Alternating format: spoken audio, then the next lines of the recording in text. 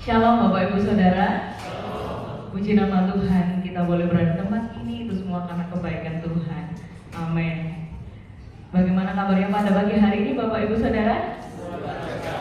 Kurang kompak ya, luar biasa tapi kurang kompak. Bagaimana kabarnya pada pagi hari ini Saudara? Luar biasa. Puji nama Tuhan. Mari kita persiapkan hati kita persiapkan diri kita untuk memasuki ibadah pada pagi hari ini. Mari bersama-sama kita tutup mata kita berdoa.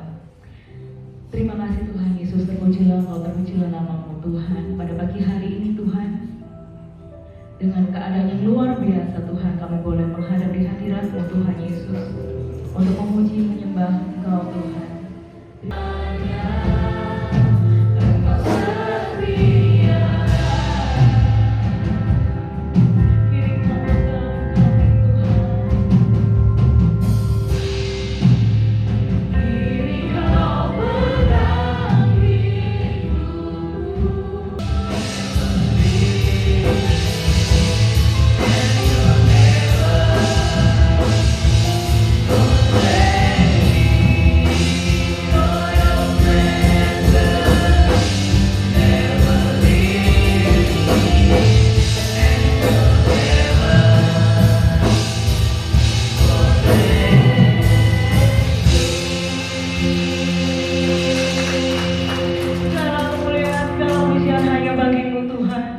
Engkau yang tidak pernah meninggalkan kami Tuhan, Engkau yang selalu menyertai langkah kami. Dan kami berterima kasih Tuhan, Allah yang seperti-Mu yang menyertai langkah kami. Terima kasih Tuhan, saat ini kami hendak memuji memuliakan nama-Mu lebih lagi Tuhan. Datanglah hadirat-Mu tengah-tengah kami Tuhan, kami siap menyambut. Hanya di dalam nama Tuhan Yesus kami berdoa dan mengucap syukur. Yang siap memuji Tuhan, sama-sama kita katakan amin. Puji nama Engkau yang kami percayai, hanya Engkau yang dapat diandalkan. Kami bersyukur pada hari ini kasih-Mu terus mengalir dan ada bersama kami. Sebentar kami mendengarkan firman-Mu, biar Engkau urapi kami, urapi hamba-Mu dan kami semua sidang jemaat-Mu untuk boleh menerima dan siap melakukan apa yang Kau rindukan dalam setiap kehidupan kami, dan juga disertai dengan perjamuan kudus-Mu, bukti dari kasih-Mu yang nyata. Terima kasih Bapa, kami sambut firman-Mu hanya di dalam nama Tuhan Yesus kami berdoa, haleluya, amin. Silakan duduk. Shalom.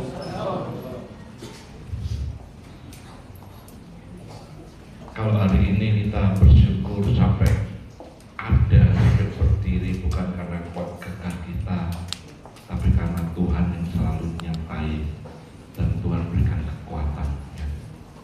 Kalau dari beberapa waktu yang lalu kita telah melihat tema dari gereja kita, yaitu be fruitful, berbuah dan lantas memiliki dampak bagi orang lain. Dan biarlah saat ini juga bukan hanya berbuah, bukan hanya berdampak, tapi terus berjalan dalam kemenangan, yaitu be successful, berhasil. Sekali lagi, berhasil itu bukan sesuatu yang harus spektakular gitu ya, tapi keberhasilan itu diukur dari level atau posisi kita berada di mana. Seseorang berhasil satu dengan yang lainnya boleh dikatakan sukses, itu nggak sama tingkatannya. Kalau anak SD tingkatannya sukses di SD, SMP, SMA, lantas orang yang bisnis juga boleh dikatakan sukses dalam levelnya. Dan kita tidak bisa menyamakan suksesnya seseorang, keberhasilan seseorang diukur kalau kamu belum sampai tingkat mahasiswa kuliah berarti kamu berhasil. Nggak bisa diukur seperti itu. Ya. Kalau anak SD atau anak PAUD, ya sekali lagi mereka berhasil dalam level tingkatnya. Mereka berhasil lulus, sukses, naik. Lantas ke SD, sama. Ya sukses, lulus, naik ke SMP, dan selanjutnya. Demikian dalam kehidupan kita, masalah demi masalah berbeda. Level demi level berbeda, tapi kuncinya, permasalahannya, pertanyaannya, apakah kita berhasil di situ dalam level yang kita alami. Kita mau baca firman Tuhan di dalam 1 Korintus 13 ayat 11. 1 Korintus 13:11. Ketika aku kanak-kanak, aku berkata-kata seperti kanak-kanak, merasakan juga seperti kanak-kanak, dan aku berpikir seperti kanak-kanak. Tapi nggak boleh berhenti sampai di situ, saudara. Levelnya udah lain. Maka sekarang sesudah aku menjadi dewasa, aku meninggalkan sifat kanak-kanak itu. Jadi terus menanjak. Waktu kanak-kanak aku pasti berkata-katanya seperti kanak-kanak.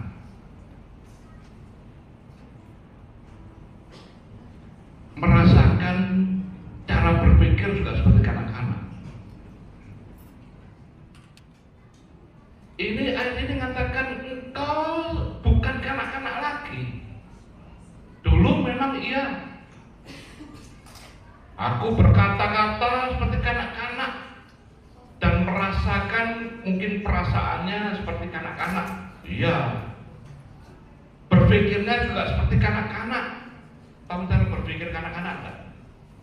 Bahtian yang sudah menanjak ke mahasiswa lulus, berpikir kanak-kanak itu bagaimana? Ya, pengen permen, apa meneh? Ya, pengen seneng. Semua pengen seneng enggak? Pengen seneng. Tapi jangan sampai dalam tahap itu terus. Berpikir seperti kanak-kanak itu memikirkan untuk diri sendiri, enggak, bukan itu. Maka katakan sekarang, sesudah aku menjadi dewasa, dewasa itu bukan diukur dengan umur. Sekali lagi, kanak-kanak juga tidak diukur dengan umur. Kedewasaan atau kekanak-kanakan diukur dari karakter pribadi. Ada seorang yang masih anak kecil, tapi cara berpikirnya sudah dewasa. Atau sebaliknya, sudah dewasa, uyutan, cara berpikirnya balik seperti anak-anak. Lah, ayat ini mengatakan, engkau sudah dewasa, maka aku akan meninggalkan sifat kanak-kanak ini. Untuk apa? Untuk maju terus. Kalau dalam tema sebelumnya, sudahkah engkau berbuah? Sudahkah engkau berdampak? Nah, pada tema pagi hari ini, progres untuk sukses. Keberhasilan bersama dengan Tuhan, tapi kau harus bergerak. Sekali lagi, kita tidak bisa mengandalkan kekuatan kita sendiri. Hanya kekuatan daripada Tuhan. Dikatakan berhasil apabila sudah menyelesaikan. Kalau belum menyelesaikan, boleh katakan mereka dalam proses, belum berhasil, belum sukses. Kita sambung Daniel pasal 11 ayat 32, sambilan B. Dikatakan demikian. Tetapi untuk umat yang mengenal Allahnya akan tetap kuat dan akan apa? bertindak, meninggalkan masa kanak-kanak dan menuju pada kedewasaan. Tetap kuat dan terus bertindak, bergerak. Nah, tema hari ini ya progres. Progres itu kalau di dalam bahasa Indonesia-nya apa, Mbak Dian? Progres, proses, proses. Progres, kemajuan, gerakan atau perubahan menuju suatu keadaan yang lebih baik. Itu menggambarkan perkembangan positif dalam kehidupan, mencerminkan peningkatan, ada progres, yaitu ada upaya mencapai tujuan tertentu, itu progres. Kalau nggak ada tujuannya, itu namanya bukan progres, itu namanya nggak ada gerakan kemajuan. Tapi firman Tuhan mengatakan di sini tadi, dalam 1 Korintus, sekarang kau bukan kanak-kanak, tapi kau mengalami progres, kemajuan, gerakan, perubahan menuju yang lebih baik. Itu progress to sukses. Gampang enggak, saudara? Gampang enggak mengalami sukses ini? Enggak gampang. Ada hal-hal tertentu yang harus dilakukan dan harus dibayar. Bukan berarti dibayar dengan uang, bisa dengan tenagamu, nanti dengan pikiranmu, dibayar dengan tingkah laku kita yang berubah. Dan dia mengatakan, engkau harus kuat dan kau bertindak, move, bergerak. Saya sambung temanya ya. Ini kan temanya progress to success, ya, perubahan untuk menuju sukses. Tapi sebelum progress, kamu harus bergerak, move to progress, progress to sukses. Jadi kita mulai bergerak menuju pada kegerakan yang seharusnya kita lakukan untuk mencapai kesuksesan. Ini berlaku buat semua orang. Di dalam dunia bisnis pun juga harus memakai sistem ini. Dalam dunia keluarga juga harus pakai sistem ini. Harus bergerak terus, move to progress, progress to success. Ada contoh-contoh dalam tokoh-tokoh Alkitab. Kebanyakan orang Kristen sampai sekarang ini senangnya berada dalam zona nyaman. Mereka nggak mau pindah. Mereka berada zona nyaman. Kalau suruh bergerak, waduh, nyenggol kiri kanan beneran. Wes kowe, aku raiso, aku nggak mau atau dan sebagainya. Saya kasih contoh. Tapi saya lihat di sini nggak ada contoh. Berarti saya selama hidup ini sudah mengalami proses dan progresnya apa? Apakah kita hanya berdiam di sini? Kitab Daniel mengatakan, engkau akan tetap kuat, tapi juga engkau akan bertindak, tidak berdiam diri. 1 Korintus 1 mengatakan, engkau bukan lagi kanak-kanak yang hanya berkata-kata seperti kanak-kanak, punya perasaan seperti kanak-kanak, punya pikiran seperti kanak-kanak, tapi engkau sudah dewasa. Wah, apa tuh? Anak saya pernah teleponan sama kita tanyain yang gede, gimana kerjaannya, gimana kehidupan sehari-hari. Aduh mami, papi, dad, saya daddy, enak jadi anak-anak ya. Kenapa? Nggak mikir. Bener apa jadi anak-anak mikir enggak? Tapi jadi anak-anak enak. Semua disiapkan, sing mikir orang tua.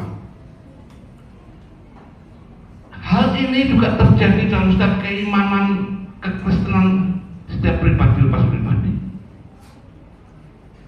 Kita dituntut, engkau akan kuat, tapi engkau juga harus bertindak mengalami kemajuan. Ada contoh tokoh di Alkitab yang mereka ketika berada dalam zona nyaman, jangan terus berada dalam zona nyaman, tapi engkau harus bergerak dan maju terus mengalami proses menuju hal yang lebih baik.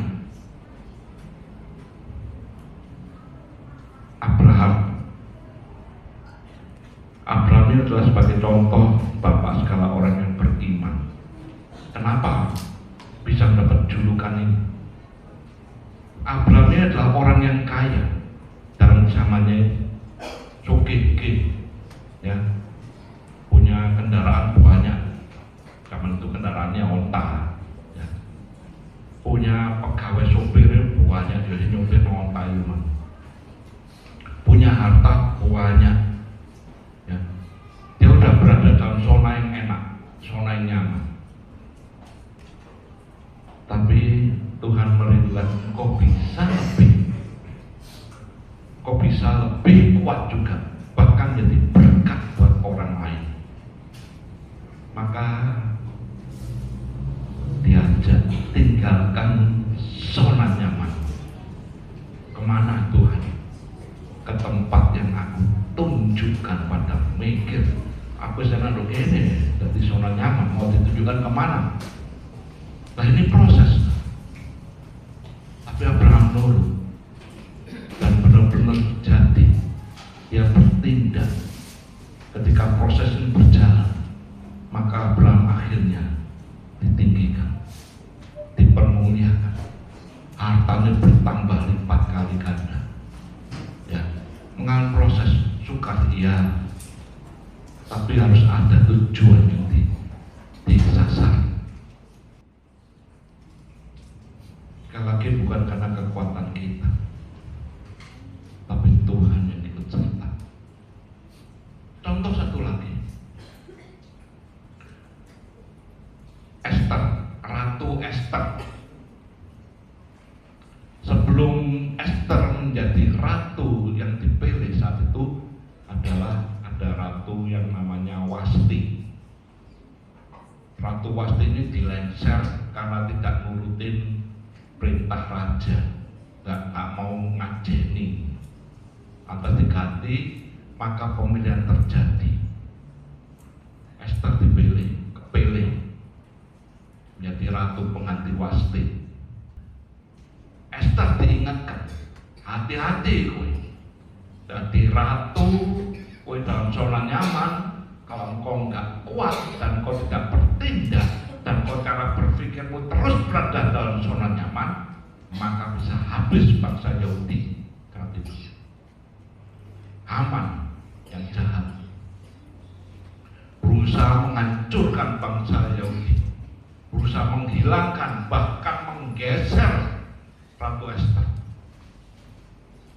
Maka dalam singkat cerita, kalau Ratu Esther tidak mengerti proses yang harus jalani, maka habislah. Keselamatan bangsa Yahudi juga habis hilang, keselamatan dia juga hilang. Maka dia mengalami proses yang jalani. Supaya apa? Supaya ada keselamatan bagi bangsanya, ada keselamatan bagi dirinya. Proses tidak gampang. Semua dijalani untuk menghasilkan sesuatu yang baik. Nah, sekarang kita melihat perkembangan dalam kehidupan dunia saat ini. Dunia semakin jahat. Dunia semakin menggila. Apalagi nanti di tahun 2026 kalau nggak salah. Kalau saya nggak salah melihat tanggal tahunnya,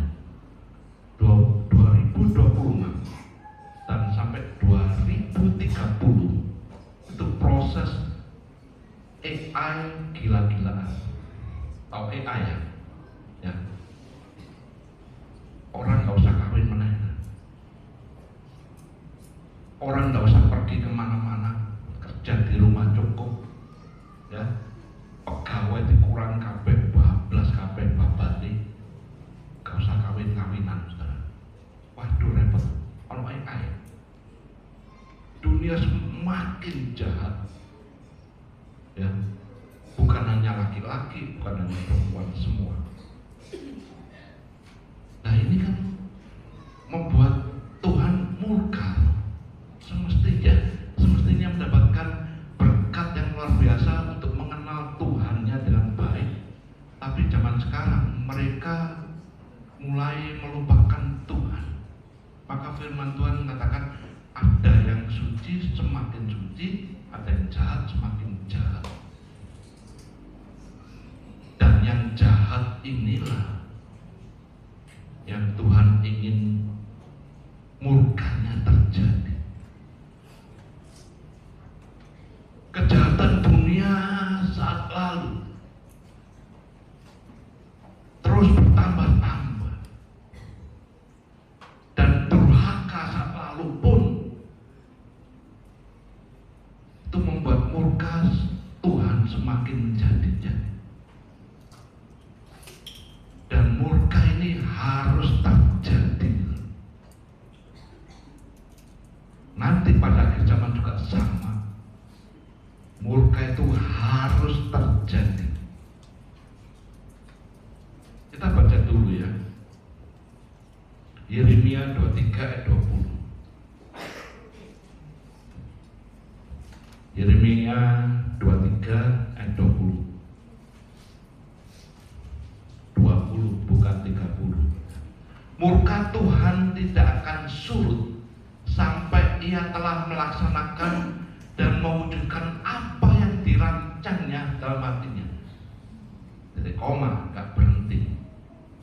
Pada hari-hari yang terakhir, kamu akan benar-benar mengerti hal itu.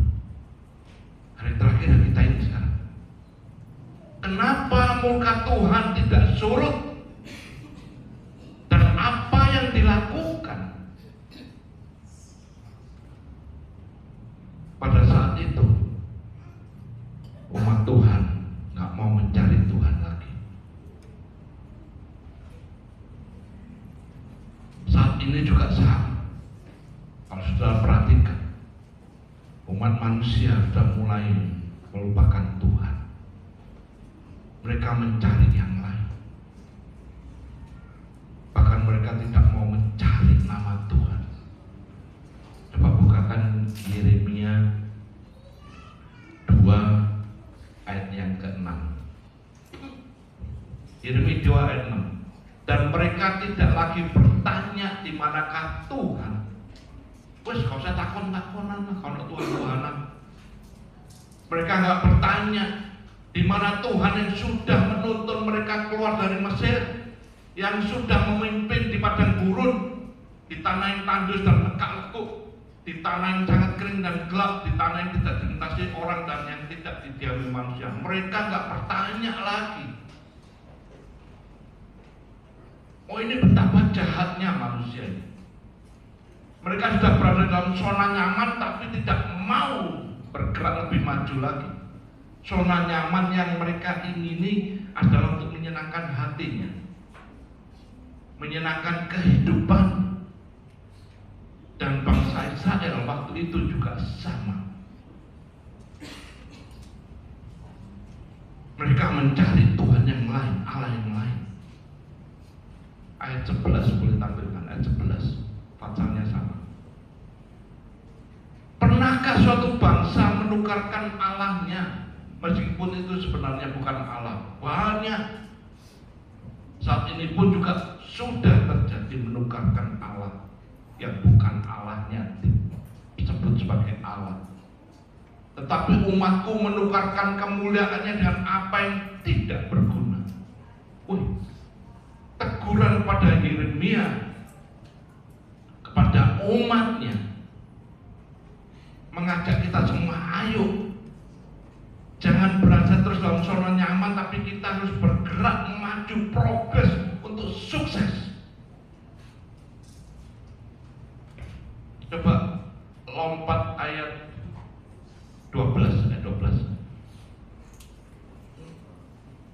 Tertegunlah atas hal itu, hai langit, menggigil dan gemetarlah dengan sangat, demikianlah firman Tuhan. Coba ayat 13. Sebab 2 kali umatku berbuat jahat, mereka meninggalkan aku, sumber air yang hidup ini. Sumber air yang hidup ditinggal, Allah yang sungguh-sungguh ditinggal, karena mereka sudah terbiasa dan hidup mereka dalam kehidupan yang salah, zona nyaman yang tidak berkenan. Untuk menggali kolam bagi mereka sendiri, yakni kolam yang bocor yang tidak dapat menahan air. Wah, ini murka Tuhan. Tadi kita baca 23 ayat 20. Murka Tuhan gak akan surut. Lantas orang bertanya, loh, Tuhan Allah itu kan adil. Ya adil itu, makanya adil, makanya harus diadili. Tapi kan Tuhan Allah itu kasih. Ya ini jadi pertanyaan, apa iso yo adil dan kasih berlaku bersama-sama? Bisa nggak, saudara? Keadilan sudah berjalan ya, tapi kasihnya juga berjalan. Nah ini berlaku buat kita semua.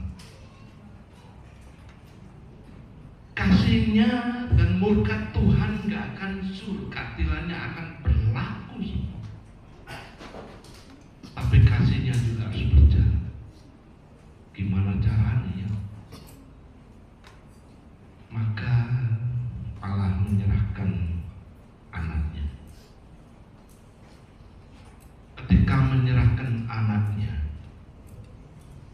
nggak sembarangan menyerahkan anaknya. Harus ada sasaran tujuan yang bisa untuk kita semua bisa nikmati. Dunia semakin jahat, iya. Dunia semakin gelap, iya. Maka Ia menyerahkan anaknya di dalam nama Yesus Kristus. Dan semua orang bisa melihat, memandang keadilannya berlaku, tapi juga kasihnya berlaku. Dan proses inilah yang kita terima sampai saat ini. Saya berikan lima tahapan yang harus dilalui dan harus jalani, yaitu Yesus melakukan ini, atau Allah menyatakan kasih dan keadilannya bukan sembarangan, tapi Allah kita adalah Allah yang adil. Nah, Allah yang mau menyerahkan, memberikan jalan keluar keadilan dan kasihnya, yaitu semua nggak sembarangan. Dan yang dipilih siapa? Ya anaknya. Mempunyai tujuan, ada tujuannya. Enggak sembarangan dikasih wis beres, murka Tuhan surut, enggak. Smart, SMART,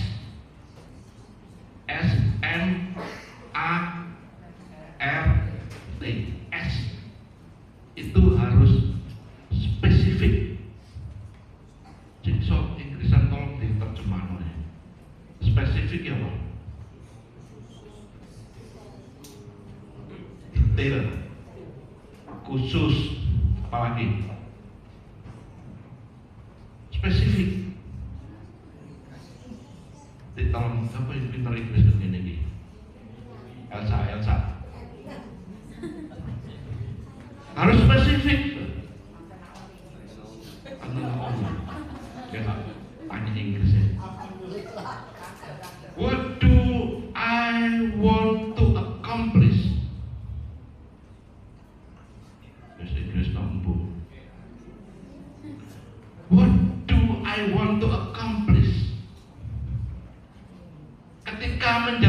spesifik ini nggak sembarangan.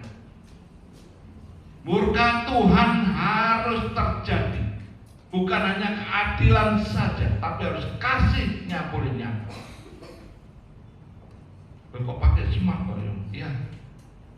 Ini saudara nanti pulang pakai sistem smart ini juga. Saudara mau mengerjakan apapun juga, bukan saya ngajarin keduniawian, bukan. Ini saya ambil contoh apa yang Tuhan Yesus lakukan itu untuk menghilangkan murka, menghilangkan ini supaya bisa mendapatkan kasih, mendapatkan berkat. Gimana caranya? Smart, spesifik. Dia mengerjakannya. What do I want to accomplish? Apa yang ingin saya capai? Mas Heri, direksi itu spesifiknya apa? Pertama, spesifik. Apa yang ingin engkau capai? Harus ada. Bagian perbankan, bagian sales. Apa yang ingin engkau capai? Enggak sembarangan.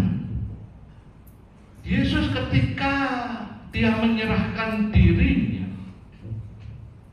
dan dia mau untuk mengalami proses ini supaya progres ini menjadi sukses.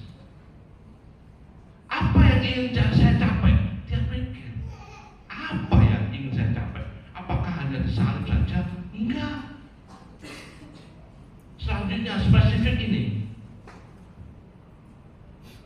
Will achieving this goal have an important impact? Apakah pencapaian tujuan ini memberikan dampak yang penting? Aku ingin mencapai sesuatu, tapi apakah ini berdampak nantinya? Kita temanya berdua berdampak. Benar enggak berdampak? Perhatikan, what action will I need to take? Untuk berbuah, untuk berdampak ini, tindakan apa yang perlu saya ambil? Itu spesifik. Ketika Yesus menyerahkan dirinya, dia mengerti apa yang saya capai nanti, dampaknya bagaimana, dan apa yang harus saya lakukan, apa yang saya ambil. Saya berdampak akan mencapai ini, memiliki dampak yang besar, dan tindakannya ini yang aku lakukan. Kita baca Daniel tadi itu, Tuhan menyertai, akan tetap kuat, dan sekali lagi akan bertindak. Lantas eme apa eme? Measure apa? Ukurannya measurable. Yesus diserahkan dan tahu tujuan akhirnya, dan Yesus tahu mau ditempatkan pada posisi di mana, dan Yesus tahu nantinya berdampaknya sampai seberapa jauhnya. Dia tahu dia bukan sebagai Allah waktu dalam penyaliban, dia sebagai kemanusiaannya. Allahnya ditinggalkan, tidak dipertahankan. Maka dia sebagai kemanusiaannya, dia harus mengukur kalau manusia ini kekuatannya sampai di mana. Untuk bisa sukses ini kemampuannya sampai di mana, dan dia lakukan. Kalau saudara melihat Via Dolorosa, perjalanan waktu penganiayaan, Oh, nggak habis-habisnya saudara diajar, ya. Nanti saya berdoa untuk jemaat, mungkin kalau ada yang ke Israel, ya, lewatin jalan Via Dolorosa, saudara nangis. Nggak cuma sebentar sini situ, enggak, jauh. Perjalanan Via Dolorosa itu adalah tempat pasar. Itu memang jalan pasar, ya, jalan ini semrawut gitu, ya. Yesus harus melewati itu. Jalannya nggak bagus, nggak mulus seperti ini, batu-batu. Dihajar, saudara. Apakah dia bisa menyerah? Bisa. Sebagai manusianya dia bisa menyerah, tapi dia merelakan diri.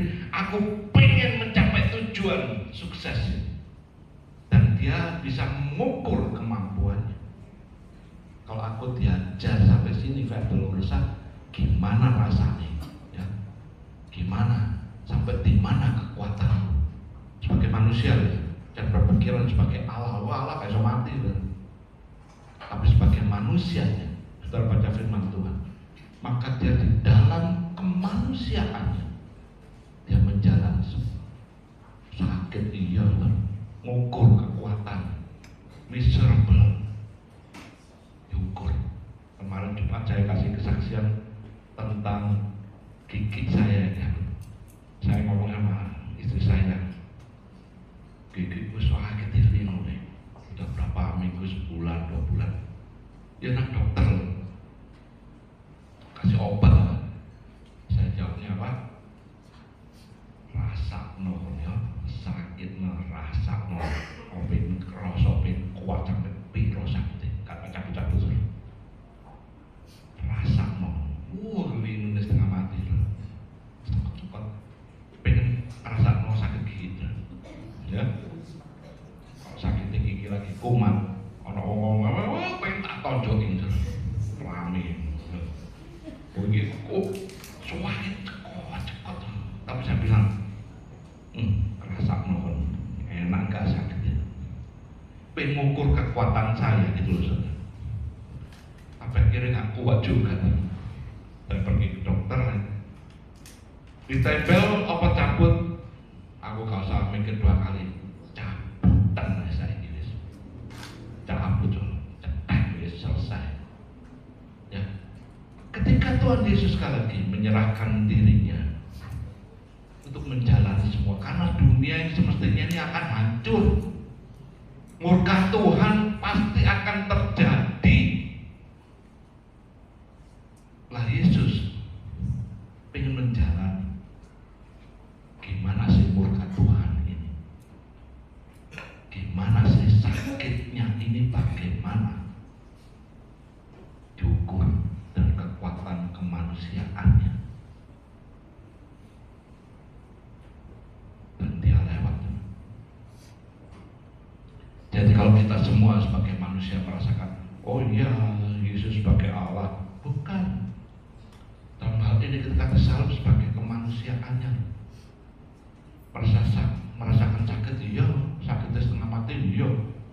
Dalam Via Dolorosa dihajar, jatuh, ditinju, ya loh, sebelumnya bahkan disalib, dikasih mahkota duri, wah sakitnya setengah mati. Tapi harus mencapai tujuan apa? Achievable, yang akhir. Harus tujuannya dapat tercapai. Tidak berhenti tengah jalan. Tujuannya supaya menang. Maka ketika kita sebagai jemaat umatnya, ketika kita mengikuti dia, maka engkau dikatakan sebagai engkau adalah orang-orang yang lebih dari, baca ya, jangan gak salah mau ya toh, di dalam Roma itu toh, Roma 8:37, coba Roma 8:37 dibaca pelan-pelan. Tetapi dalam semuanya, semua apa? Pasti enggak ayat ini. Tetapi dalam semuanya, semua yang mana? permasalahan apapun juga dalam semuanya itu kita lebih daripada berapa orang? Yang menang berapa? Kemenangannya ada berapa? Kemenangannya kok satu? Lebih daripada orang-orang itu satu atau dua? Banyak. Berarti kemenangannya bukan hanya satu. Aku susah, aku nyerah. Oh, belum selesai. Itu pertandinganmu dalam satu arena. Oh, aku loh, keluarga aku ini semeraut anakku, tapi pertandingan kedua. Oh, ini sembuh pertandingan selanjutnya. Menang tidak engkau ini? Dikatakan engkau lebih daripada orang-orang yang menang, bukan karena kekuatan kita sendiri, tapi oleh Dia yang kasih. Kita diberikan kemenangan achievable. Tujuan untuk mencapai kemenangan itu, maka di dalam 1 Korintus 15 ayat yang ke-57, syukur kepada Allah yang telah memberikan kepada kita apa? Kemenangan. Bukan karena kuatmu, bro, bukan gagahmu. Kemenangan ini loh, kalau kau bersama dengan Yesus Kristus, kemenangan ini bagianmu. Dan kita hidup dalam kemenangan. Karena ketika kita mengikuti Dia, maka dikatakan engkau berjalan, dituntut di dalam jalan kemenangan, bukan jalan kekalahan. Kemenangan sudah disediakan, tapi engkau mau enggak berjalan bersama Dia? Berkat sudah disediakan Dia, tapi mau enggak engkau menerima berkat itu? Proses, iya proses harus berjalan, saudara. Tapi sekali lagi, Tuhan nggak pernah meninggalkan. Apapun yang kita lalui, Dia rindu supaya kita mengalami kemenangan. Dan kemenangannya ini harus relevan dan relevan dari zaman dulu sampai sekarang. Kemenangannya pernah berubah. Relevan artinya itu ada sangkut pautnya dengan yang mengikuti. Kalau kau mengikuti, ya kau memperoleh. Relevan. Dan Yesus mengerjakan di atas kayu salib. Aku mau, aku tahu tujuannya, untuk keselamatan, untuk kemenangan. Aku tahu, aku sudah mengukur kekuatanku. Kekuatan manusia nggak ada apa-apanya, tapi kalau bersama dengan Tuhan, kau dikuatkan, miserable dan achievable. Kamu tahu tujuan yang pasti. Yesus tahu, aku memiliki tujuan yang pasti, menang, keselamatan, dan kemenangan keselamatan ini diberikan saudara. Maka dikatakan relevan, baik yang untuk dulu sampai saat ini pun kemenangan itu bisa terjadi. Yang terakhir, ini apa? Time, waktu. Yesus melakukan ini karena waktunya mepet. Kalau Yesus nggak mau menyerahkan dirinya, dunia ini semakin hancur dan waktu terus bergulir. Semakin banyak yang binasa, semakin banyak yang hilang. Maka Yesus melakukan, aku mau, supaya waktu ini bisa berhenti dengan semua memperoleh kemenangan. Time, ada waktu.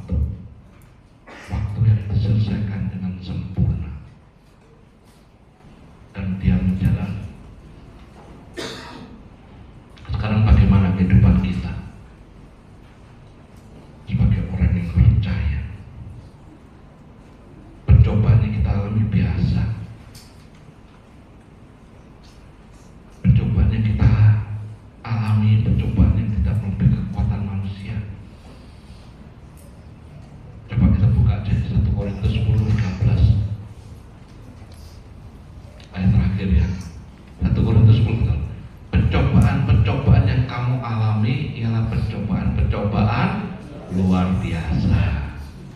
Biasa, saudara. Jadi kalau si A mengalami pencobaan biasa apa enggak? Nah, kok ngeluh? Lah kok bahasa Jawa ini kok ngeroweng? Apa ngeroweng? Ngomel. Lah kok Tuhan mana? Tuhan naiki mana? Gitu. Tapi padahal katakan pencobaan itu adalah pencobaan. Jadi kalau pencobaan adalah nggak biasa, berarti kalau ada pencobaan, berarti kamu orang yang di luar kebiasaan. Tapi kamu sudah biasa. Pencobaan ini pakanan, empeng ini, keropok, pencobaan biasa yang tidak melebihi kekuatan menungso. Saudara dan saya masih manusia, tidak mungkin melebihi kekuatanmu.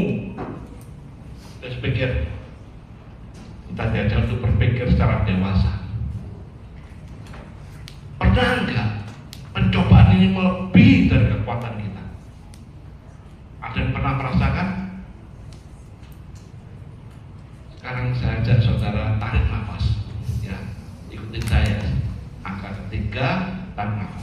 1, 2, 3. Hembuskan. Sisuk nafas. Bisa? Kemurahan Tuhan. Kalau kowe nafas terus sumber apa sing kabeh terjadi? Kalau ngomong tak ngentut omojo keluar bawah enggak. Kira-kira kalau hidung dibungpet, kira-kira apa? Mati loh. Jadi ketika kita masih hidup, berarti pencobaan itu tidak melebihi kekuatan. Sebab Allah setia, dan karena itu Ia tidak akan membiarkan kamu dicobai melampaui kekuatanmu. Perhatikan ayat selanjutnya. Pada waktu kamu dicobai, pada waktu kita mengalami pencobaan, kita mengalami masalah apapun juga, Ia akan memberikan padamu apa? Tapi orang-orang banyak mencari jalan buntu karena tidak mau mengandalkan Tuhan dalam hidupnya, maka jalannya buntu, stagnan, atau berada dalam zona nyaman. Mereka lupa sama Tuhan. Tapi Ia memberikan kepadamu jalan keluar. Berarti ada jalan keluar enggak? Yakin? Firman Tuhan yang ngomong, pasti ada jalan keluar. Boh jalannya piye, saya ngerti, pokoknya jalan keluar. Dan yang lebih hebat lagi, engkau dibuatnya sukses, sehingga kamu dapat nanggungan selesai kan sukses. Ya, tadi di awal saya katakan, kamu menyelesaikan sekolah berarti kamu sukses sekolah. Kamu menyelesaikan masalah berarti kamu sukses dalam masalah itu, selesai, menang. Dan katakan, kamu dapat menanggung, kamu sukses. Ini yang dirindukan. Yesus merindukan, aku sudah melakukan semua, supaya kita semua juga mengalami kesuksesan, tapi mengalami progres, mengalami jalan ke sana. Kalau lagi di dalam Kristus, selalu membawa kami ke jalan kemenangannya. Amin.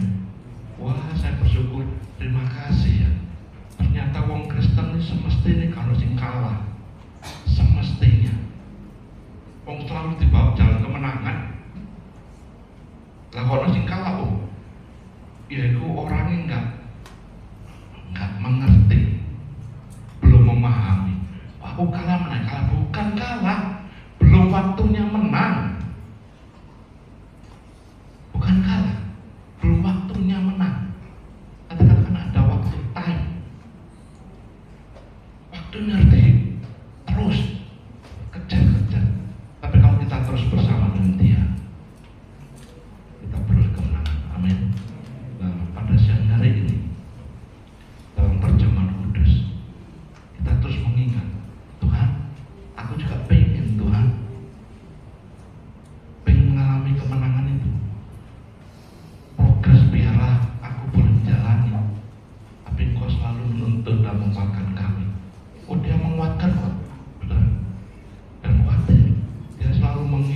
kekuatan.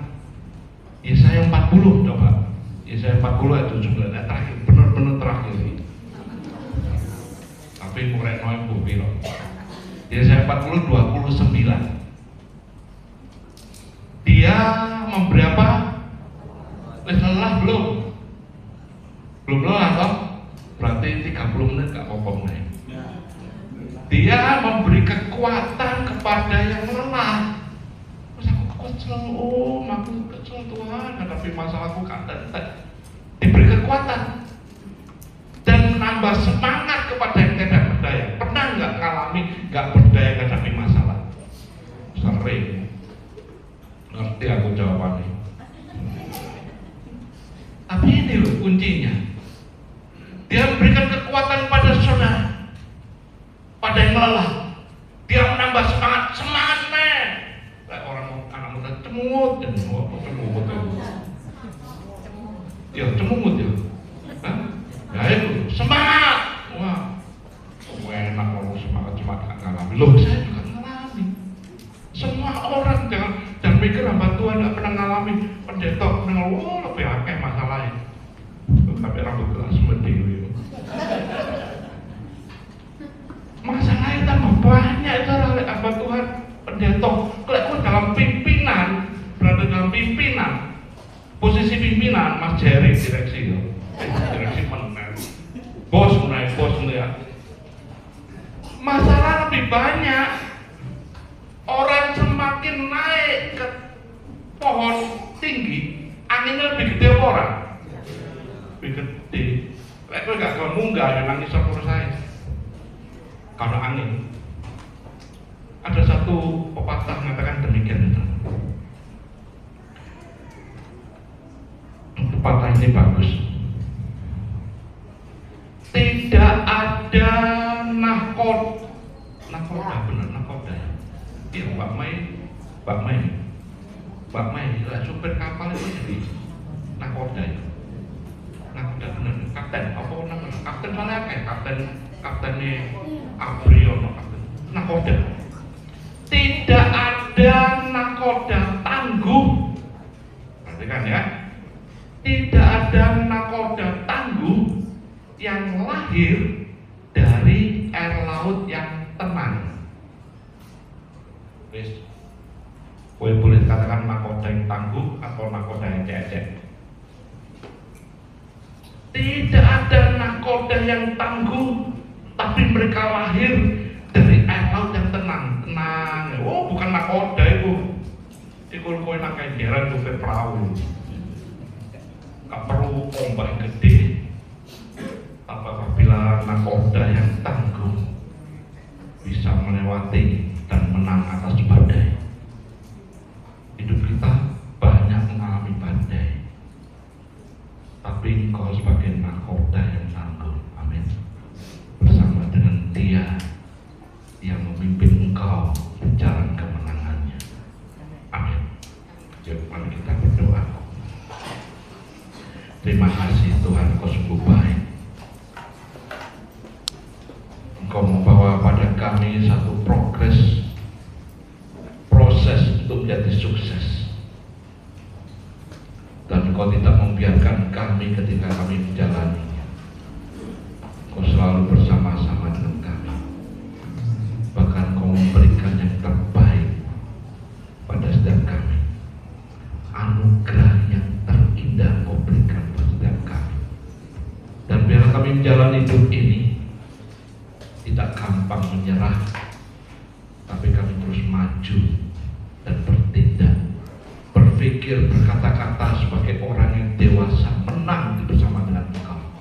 Terima kasih Bapa.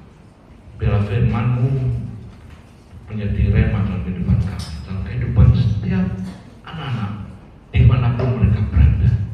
Mereka mempunyai tujuan, punya arah, mempunyai hal yang harus dicapai. Dan kekuatan ini berasal daripada Engkau. Terima kasih Bapa. Terpujilah nama. Amin. Kita nyanyikan Yesus. Oh anugerah yang terindah.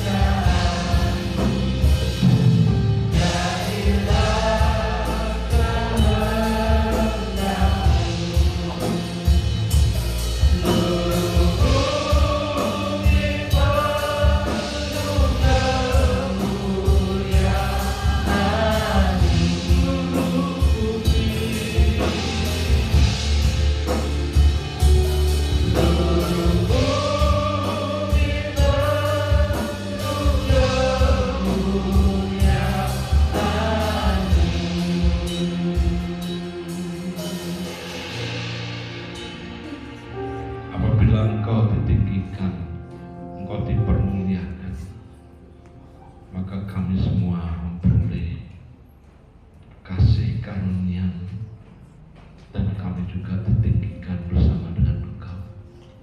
Kami bersyukur Tuhan pada siang hari ini Engkau memberkati setiap kami semua. Kasih-Mu tercurah untuk kami semua. Dan sebentar kami berpisah pulang pun penyertaan-Mu tidak pernah habis-habisnya. Maka saat ini kami mengangkat tangan kami berserah kepada-Mu, dan kiranya Engkau turun tangan untuk menyertai dan memberkati kami. Maka sekarang sudah cepat kasih Tuhan, biar kita boleh berpisah pulang dan kita menerima berkat yang daripada Dia. Dan terimalah kasih, terimalah sukacita, terimalah damai sejahtera yang daripada Allah Bapa di dalam cinta kasih-Nya Tuhan Yesus Kristus, serta dalam persekutuan Roh yang Kudus yang selalu menjaga kita semua, melindungi, memberikan kekuatan, kesehatan buat kita semua, bahkan memberkati kita mulai saat ini sampai Tuhan Yesus datang yang kedua kalinya. Biar kita menerima semua berkat ini hanya di dalam nama Tuhan Yesus Kristus.